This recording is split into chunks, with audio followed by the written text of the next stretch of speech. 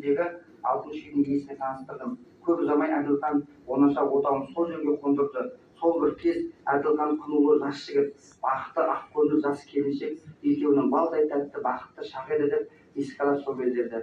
Сөйте келе ең соңында мынандай сөз жазыпты: Әділханды мен неге ұмытайын? Ол елінің бірі, егіздің сынар емес, өзіндік даралығы бар, алқабел азамат еді. Осындай желдестерден айырылған сайын бір күйреп түсумен келеміз. Әдекең тірі болғанда бүгін күні шүйіркелесіп, дуылдасып, бір жасап қалар едік-ау, қайран дүние десеңші деп Айдар Сәдібекұлы өзінің естелігін жазып, сонымен қатар Әскербек Рахымбековтың жеке архивінен ондай суреттер берген ғой. Енді қазір арамызда Айжекен де жоқ, Әсекен де жоқ, бірақ оның көзін көрген бірге жұмыс жасаған Жолдасбек Ақсақалұлы, Еркін Әбіловтер бүгін енді жаңағы белгілі себептермен жол жүріп кетті, ауырып кетті, келе алмай қалды. Бірақ соның көзін көргенде арамызда отыр.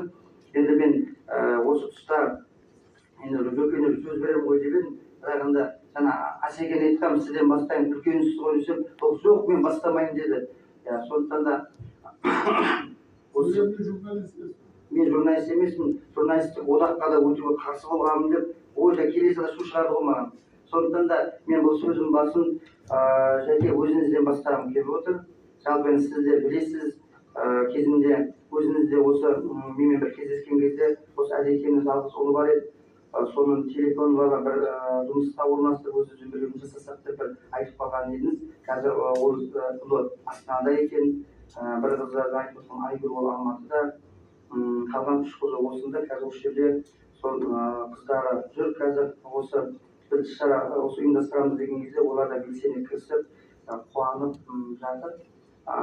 Сондықтан да осы бүгінгі еске алу кешімізде өзіңіз бір әңгімені бастап жіберсеңіз. Құрметті әріптестер, Әдекеңнің ағайындары, жалпы бұл үрдіс өте орынды деп есептеймін. Ұрпақтардың сабақтастығы болу керек, рухани сабақтастық болу керек, кәсіби тұрғыдағы араласып ары қарай ұлағаттықпен жалғасу керек. Әріптестеріміздің қолға отырған бүгінгі іс-шарасы да соның бір көрінісі іспетті. Сондықтан рахмет айтамын ұйымдастырушыларға. Сыр бойы өз алдына қатынас тапталығы, оның да өзіндік үлкен тарихы бар, жақсы болып қалыптасты.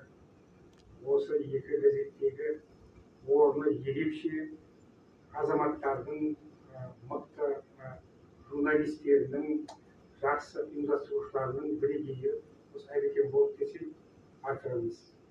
Мен Әдекеңмен тікелей қызметтес болған жоқпын, бірақ өзімен араласып, отбасымен араласып тұрдық. Содан мен білетінім ол кісінің азаматтығының мықтылығы, ұстанған адами принциптері, азаматтық позициясы өте мықты болады. Өзінің жүрген жүрісі, тұрған тұрысы, өзін ұстауы, болмысы, ізет көрсетуі кез келген азаматқа үлгі боларлықтай азамат болды. Мен облыстық телерадиокомпанияда төрағаның орынбасары болып келгенде алғашқы келіп құттықтап көтермелеген азаматтардың бірі болды. Содан да болды ма, мен өзім жақын тұтып араласып, оның үстіне мен туған бауырымның мықты ұстазы болып,